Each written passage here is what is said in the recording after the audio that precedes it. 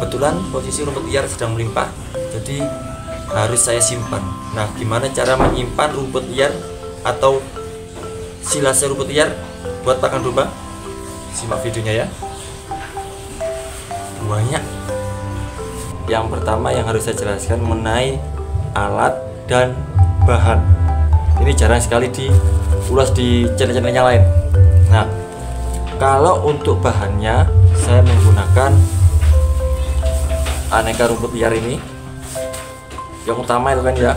Kemudian saya pakai bahan pengering. Saya bahan pengering berupa begatul seperti ini. Ini begatul kasar. Kalau ada yang lebih murah lagi, pokoknya yang penting tujuan saya adalah menyerap kadar air. Itu bahannya. Kalau alatnya saya biasanya pakai ini. Pemotong yang manual, sama juga dengan tong atau drum. Kenapa nggak pakai plastik? Ya, bukannya mau sombong atau apapun, tidak, tapi saya mencari amannya. Kalau gagal hanya gara-gara bocor ataupun adanya udara yang masuk ke dalam wadah yang kita simpan, maka yang terjadi adalah gagal. Nah, daripada gagal, ya mending saya beli drum aja. Drum belinya cuma sekali, tapi aman dan bisa dipakai untuk berkali-kali.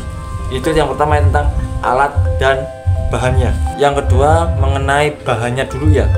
Kalau alat mah sekali beli udah selesai, tapi yang utama adalah bahannya. Nah, teman-teman semua, kalau bisa rumputnya ini dicacah dulu. Mau pakai mesin bisa, bagi yang ada dana lebih. Bagi yang nggak ada dana lebih, bisa pakai golok seperti saya ini. Kalau pakai yang golok manual, ini khawatir di tangan. Nah, intinya kenapa harus dicacah dulu? Biar mempercepat pengurangan kadar air. Itu yang pertama. Yang kedua, agar saat diberikan nanti kita tidak bingung. Jadi setelah kita silase, kita nyacah, kok kayaknya ribet. Nah, memang ada beberapa channel yang mengatakan bahwasanya langsung saja dimasukkan, ya tidak ada masalah. Tapi nanti saya mikirnya di sini kedepannya, yaitu masalah saat rumputnya ditarik ke dalam kandang oleh kambing, nah nggak mau dimakan. Nah, ini yang jadi pertimbangan saya.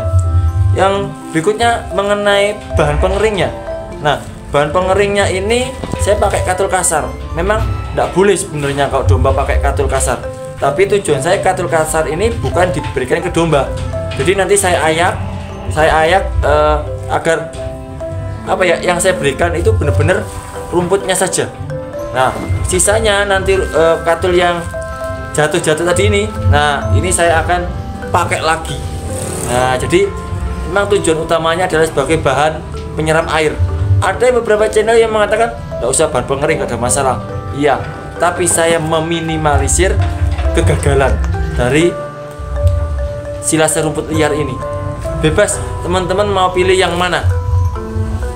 Nah, setelah selesai, kita masuk ke step ketiga, yaitu kita campur bahannya ini dengan bahan pengering. Ini biasanya kalau saya satu tong yang isinya 100 kilo, saya berikan bekatul atau katul kasar ini 15 kilo. Jadi isi dari rumputnya adalah 85 kilo, kemudian 15 kilonya adalah bahan pengeringnya. Jadi total nanti ketemu 100. Ini bagi tong atau drum yang ukurannya besar. Kalau yang ada klepnya itu kan seperti yang saya sampaikan sebelumnya 80 kilo. Nah, kalau yang ada klepnya ini saya 75 berupa bahan yang disilase, yang 5 kilonya berupa bahan kering. Kenapa kok bisa gitu? Karena proses pengamannya ya. Nah, setelah dicampur selesai, maka selanjutnya adalah proses memasukkan rumputnya atau bahan yang disilase tadi ke dalam tong. Nah, ini sebenarnya hitungannya ya? Gampang-gampang susah. Kenapa? Dan ini kunci penting juga. Kok bisa seperti itu? Nah, karena proses penyimpanan ini yang merupakan apa ya hitungannya ya, posisi utamanya dalam prosesnya, maka harus padat, harus benar-benar padat. Karena proses dari silase ini proses anaerob, nggak ada udara yang masuk. Saat ada udara masuk, yang terjadi lembab, kemudian busuk. Kalau busuk bahaya, buang saja. Ya, kemudian kalau bisa rumput yang teman-teman siapkan ini harus berlebih. Kenapa?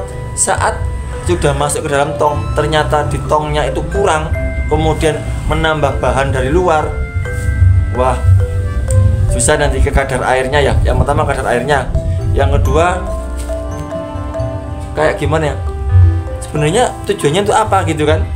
Kalau ternyata kurang, berarti kan nggak siap untuk buat silase. Paham ya? Kalau misalkan ini 100 kilo ternyata kurang 5 kilo, bisa nggak ditambahkan besoknya? Nggak bisa. Kalau misalkan 100 kilo ini ya, rumputnya 100 kilo ternyata kita isi 95 kilo atau 90 kilo, apakah bisa? Seperti yang saya sampaikan tadi, harus padat. Kalau tidak padat, rawan gagal. Setelah selesai, kemudian proses selanjutnya pemberian ke domba ini juga sama, pelan. Tidak bisa langsung brek, langsung domba suka, tidak mungkin. Harus pelan-pelan, sedikit, tidak bisa langsung. Nah, itu tahapan proses silase rumput liar. Kalau ada pertanyaan, tulis di kolom komentar. Jangan lupa share ke teman-temannya yang lain ya, biar mendapatkan informasi juga.